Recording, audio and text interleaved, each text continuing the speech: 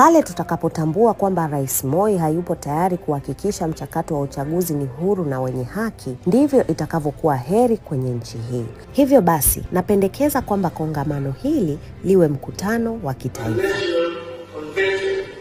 Ifahamu historia ya Raila Amolo Odinga, mwana wa aliyekuwa makamu wa rais wa kwanza baada ya uhuru nchini Kenya na mwanasiasa mashuhuri katika harakati za ukombozi, Jaramogi Oginga Odinga.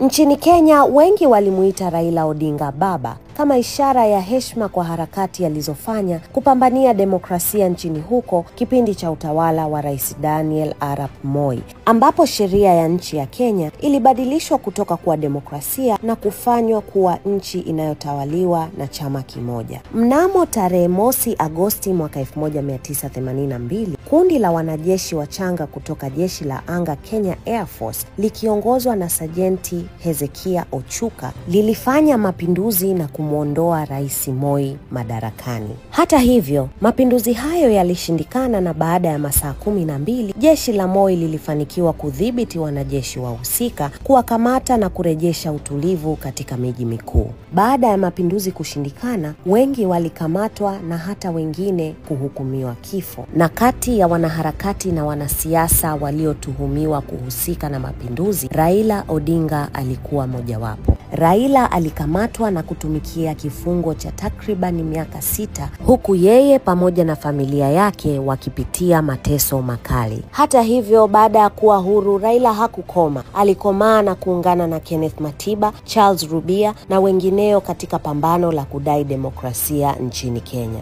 Mnamo tarehe 7 Julai mwaka 1990, Kenneth Matiba pamoja na Charles Rubia waliongoza maandamano yaliyojulikana na kuenziwa baadaye kama maandamano ya Sabasaba. Raila Odinga aliungana na wanasiasa wenzake pamoja na wananchi katika kudai katiba mpya inayoleta uhuru wa kisiasa, haki ya kuunda vyama vingi na kukomesha utawala wa kiimla. Baadaye mwaka 1991, mapambano yao yalizaa matunda na serikali ya Moi ilibadili katiba katika kifungu cha 2A kilichohimiza chama kimoja kukifutilia mbali na Kenya kurejeshewa mfumo wa vyama vingi vya siasa. Raila Odinga ataendelea kukumbukwa kama kiongozi aliyepambania haki nchini Kenya, uhuru wa vyama vingi, uwazi katika mchakato wa upigaji kura na mengine mengi yaliyojenga taifa la Kenya.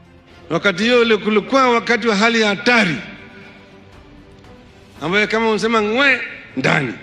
Kulikuwa na mashujaa ambao walipigania uhuru wakati ile, kuboresha utawala katika taifa letu.